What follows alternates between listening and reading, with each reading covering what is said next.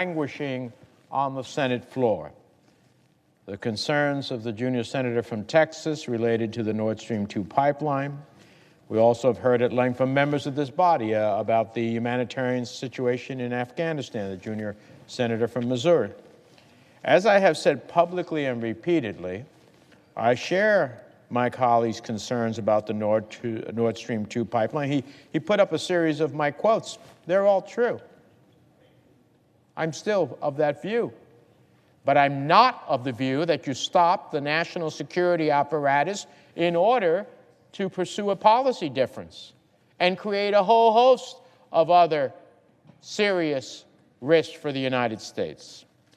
I believe and have said that the evacuation from Afghanistan was fatally flawed. In fact, the Foreign Relations Committee held a hearing and heard from Secretary Blinken about the situation in Afghanistan.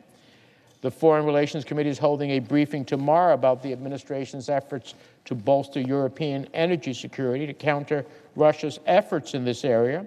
And I intend to continue oversight of the situation in Afghanistan and why, over the course of 20 years, we failed.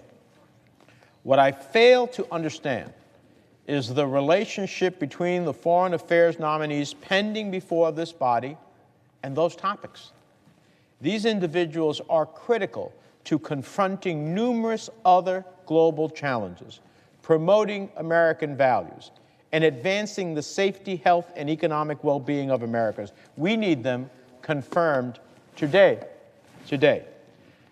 I therefore will rise to seek unanimous consent for the confirmation of 10 nominees, including 7 career diplomats. Each of them moved to the Foreign Relations Committee with bipartisan support.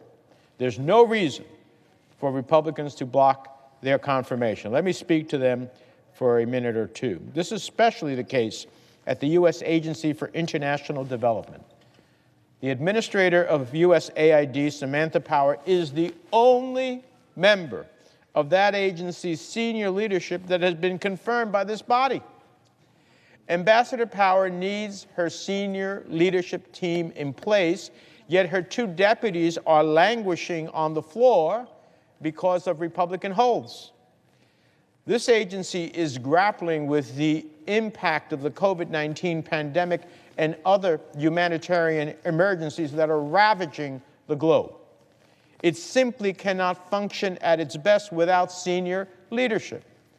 So why is it that Republicans insist on blocking Paloma Adams-Allen and Isabel Coleman, 2 highly qualified nominees to serve as USAID's deputy administrators?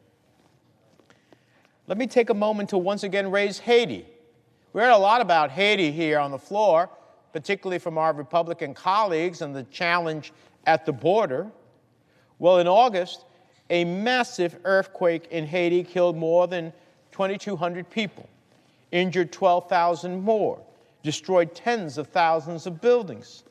This comes after the assassination of Haiti's president.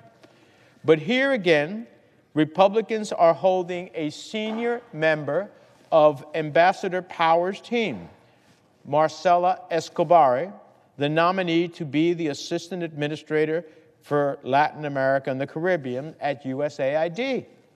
Escobar, who will manage our response to the Haiti earthquake, once confirmed, already held this very job in the Obama administration. And guess what? She was confirmed by voice vote then. Now, we want to deal with the challenge of Haitian refugees coming to the border and other refugees in the hemisphere coming to the border. Let's confirm the USAID deputy administrator who will deal with that issue so we can deal with the root causes. How do we create stability in Haiti? How do we provide relief for the Haitian people? How do we create feeding for the Haitian people so they're not fleeing their country? But no, we're going to stop this nominee who is going to be at the very heart of that. So when you see a new group of Haitian refugees, blame yourself. We spent many months in this body talking about the challenges posed by the government of the People's Republic of China. The U.S. Innovation and Competition Act, passed by this body in June, and the Strategic Competition Act, which passed almost unanimously out of the Foreign Relations Committee 21-1, are proof of that. We have collectively come together on this much, recognized China as the greatest geopolitical and geoeconomic challenge for United States foreign policy, and we have rightly focused on effectively confronting Chinese malign influence. And yet, we are failing to ensure a fundamentally critical element of that strategy. That is empowered leadership in our diplomatic corps across the world. Our former colleague, Senator Ken Salazar, is the only, hear me, the only Biden administration nominee who's been confirmed to serve as a country ambassador representing U.S. interests abroad. The only one in the 9th month of this administration. Let me be clear. Holding up diplomats is effectively ceding influence to China and actively undermining U.S. national security interests. People come to the floor and talk about China. Well, they're empowering China by not having our people in position to counter their influence. It's a fact that Congo and Angola owe over 40% of their entire national debt to whom? To China. So I ask my colleagues, why have we not yet confirmed Tulanebo Moshinji, a career Foreign Service officer, as our ambassador to Angola? Why have we not yet confirmed Eugene Young, another career Foreign Service officer, as our ambassador to the Congo? China and Somalia have recently entered into a new fishing agreement, and Chinese vessels are increasingly accessing Somalia's waters and strategic coastline adjacent to the Red Sea. Why have we not confirmed Larry Andre Jr., a career Foreign Service officer, as our ambassador to Somalia? China's influence is spread across the continent of Africa, including through its Belt and Road Initiative, which is branded as a development initiative but being used by China to advance its own interests. Why have we not yet confirmed Elizabeth Albin and Maria Brewer, two career Foreign Service officers, as our ambassadors to Algeria and Lesotho, respectively? I've spoken on the Senate floor several months ago about Chinese influence in Cameroon. We have not had an American ambassador in Cameroon in over a year.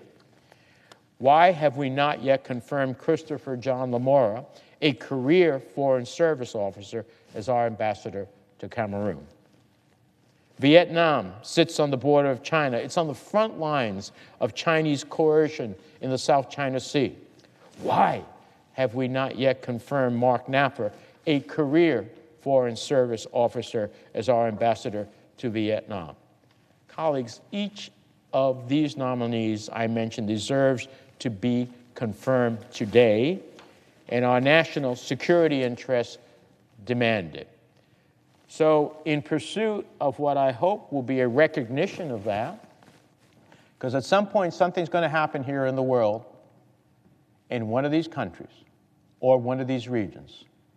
And when it happens, and we didn't have our representative there, I think a member who is objecting is going to have to live with that reality.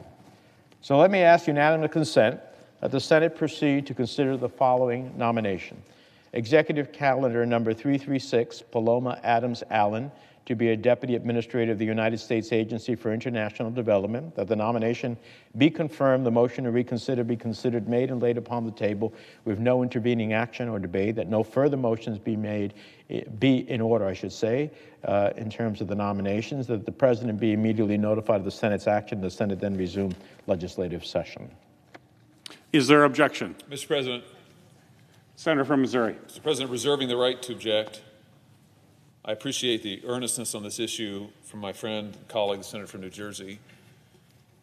He mentions about something could happen in the world, something will happen in the world, something I submit to you has happened in the world, and today we've been learning about it. I'm talking about the crisis in Afghanistan, the debacle in Afghanistan. All day the Senate has been hearing testimony in the Armed Services Committee from Secretary Austin, from General Milley, from General McKenzie, about how it came to be that 13 American service members are dead, 169 civilians killed, hundreds of Americans left behind enemy lines there as we still speak, the greatest foreign policy crisis that this country has seen since Vietnam. And those aren't my words, those are the words, the comparison of the members, the Democrat members of the committee, who repeatedly referenced today Vietnam, the fall of Saigon. That's the level of crisis that we're dealing with. And what accountability has there been for this crisis, Mr. President, for this debacle? Because crisis isn't even quite the right word. That sounds like it's a natural disaster, like it just accidentally happened. That's not the case. No, this is a debacle. This is a failure of leadership of the first order. And what accountability has there been for it? Who has resigned? Who has been fired? Who has been relieved of command? Nobody. What actions has the administration taken? None. What did Secretary Austin say today? He said, well, we'll take a hard look at ourselves and we'll ask some tough questions. Well, Mr. President, that is not nearly good enough. Americans are dead. Americans are stranded behind enemy lines. Our foreign policy is in a state of collapse. Our national security is in a state of collapse. Enemies around the world are watching what's happened in Afghanistan, are seeing an opportunity as the United States shows weakness and disarray and chaos. There must be accountability. Let me say something more about what we learned today, because we did learn quite a lot, and all of it is frightening. We learned that the President of the United States lied.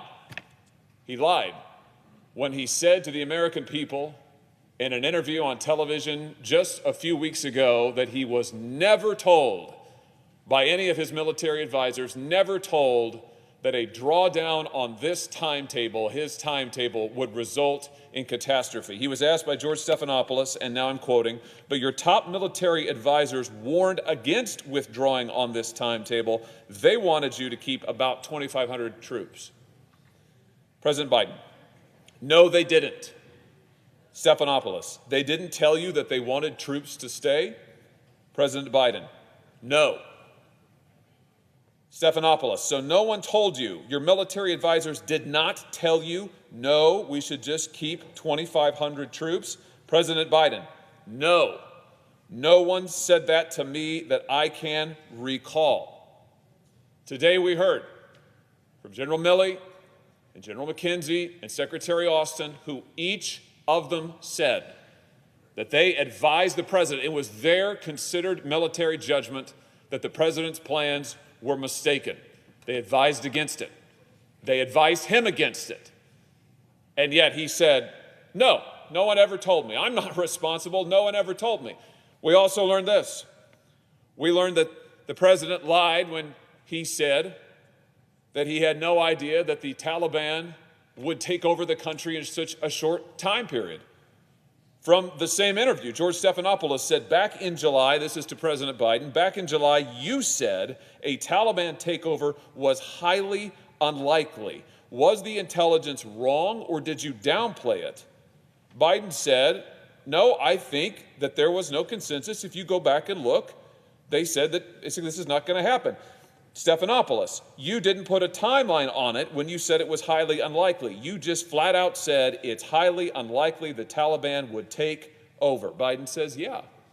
But we learned today that, in fact, his commander on the ground, General Miller, warned as early as March of this year, that the military situation in Afghanistan was deteriorating rapidly, that the Taliban was on the offensive, that the drawdown of American troops would likely result in the collapse of the Afghan government and the Afghan security forces sooner rather than later. It was going to come fast, is what General Miller said. And yet, the president says no one ever told him that. He never knew about it. In fact, his own commanders on the ground warned him about it. And what was the consequence of this? Well, the president is either forgetting or ignoring or just outright lying about what he was advised by his own commanders. His administration was failing to plan for the collapse of the Afghan security forces. We learned that today, too.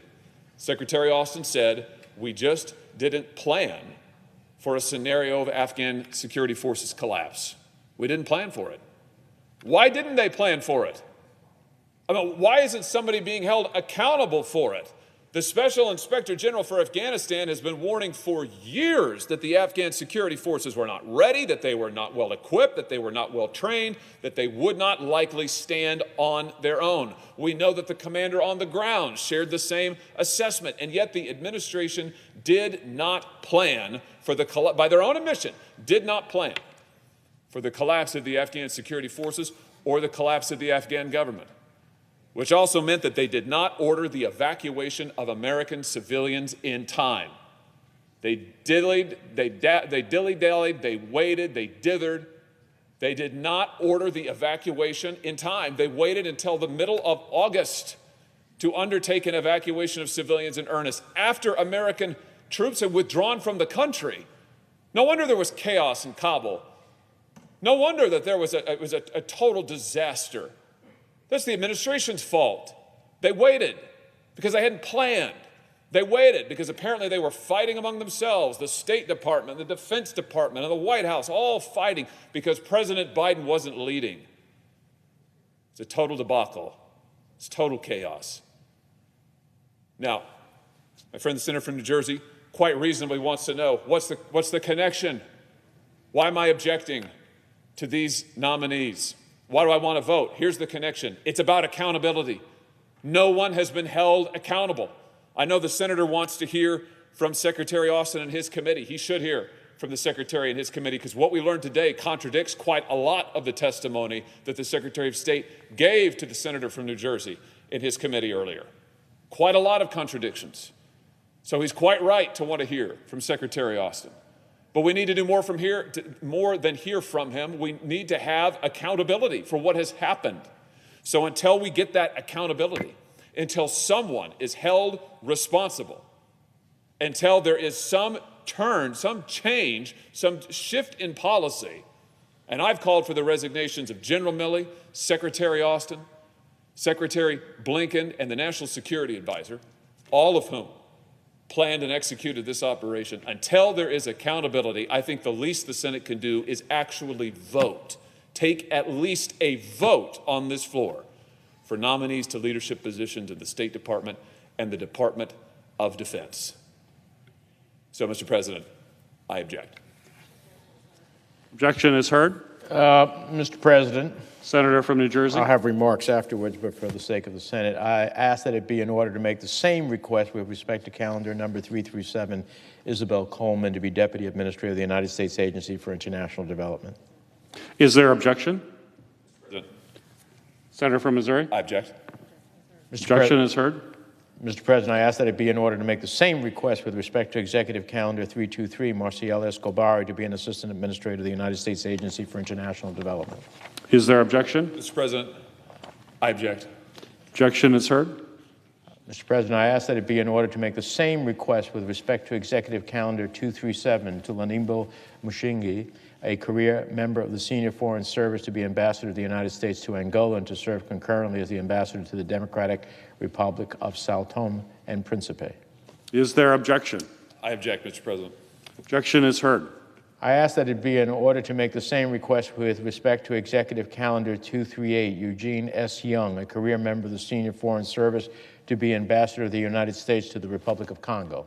Is there objection? I object, Mr. President. Objection is heard. I ask that it be in order to make the same request with respect to Executive Calendar 233, Larry Edward Andre Jr. of Texas, a career member of the Senior Foreign Service, to be Ambassador of the United States to Somalia. Is there objection? I object, Mr. President. Objection is heard. I ask that it be in order to make the same request with respect to Executive Calendar 234, Elizabeth Moore Auburn, a career member of the Senior Foreign Service, to be Ambassador of the United States to Algeria. Is there objection? I object, Mr. President. Objection is heard. I ask that it be in order to make the same request with respect to Executive Calendar 235, Maria E. Brewer, a career member of the Senior Foreign Service, to be Ambassador of the United States to the Kingdom of Lesotho. Is there objection? I object, Mr. President. Objection is heard. I ask that it be in order to make the same request with respect to Executive Calendar 236, Christopher John Lamora, a career member of the Senior Foreign Service, to be Ambassador of the United States to Cameroon. Is there objection? I object, Mr. President. Objection is heard. I ask that it be in order to make the same request with respect to Executive Calendar 317, Mark Evans Napper, a career member of the Senior Foreign Service, to be Ambassador of the United States to Vietnam. Is there objection? I object, Mr. President. Objection is heard. Mr. President. Senator from New Jersey. The senator from Missouri wants accountability. That's fine. But a slew of career foreign service officers who had absolutely nothing to do with whatever decisions were made in Afghanistan, that's where the accountability is going to come from? These are people who have committed their lives to serve the United States of America. They've committed their lives either in Republican or Democratic administrations, doesn't matter. They carry out the mission of the United States and its foreign policy as dictated by the President and the Congress. They had nothing. Santao and Principe, Congo, Somalia, Algeria, Lesotho, Cameroon, Vietnam, had nothing to do with the decision in Afghanistan. Yet they are the ones who we are going to extract a pound of flesh of accountability on people who had absolutely nothing to do with the decisions on Afghanistan and who have committed their lives to the career foreign service. These aren't political nominees, these are career foreign service officers. I heard my colleague talk about that our enemies around the world are emboldened. Well, guess what? They're really going to be emboldened when we have no ambassador to counter them in these countries, because they got clear sailing. They can do whatever they want. They can talk to those heads of state. There's no American ambassador to go in and talk to that head of state and say, Mr. President, Mr. Prime Minister, whatever the title may be, don't make that choice. It'd be a bad choice. We offer you a different alternative. We offer you a different set of principles, a different set of values, ones that would inure to the benefit of your country. But no, there's no one from the United States of America who's going to be able to go into those countries and say any of that, because we're going to extract. When I say we, I should retract that. The senator from Missouri wants to extract accountability on people who have done absolutely nothing as it relates to making these decisions. When we have problems in this hemisphere with migration, I want my colleagues to know who are objecting that they will bear a significant part of the responsibility. Because if we can't deal with the root causes to stop people from coming to our southern border, whether they be from Haiti or Central America or any other place, then we're going to continuously have a flow of people as they avoid disaster, civil conflict, authoritarian governments. But if we had people in place to develop the plans and the programs and implement them so we could stop the flow, so we create stability in Haiti, guess what? We're less likely to have people come to the southern border. But no, we're going to extract accountability on people who have absolutely nothing to do with Afghanistan.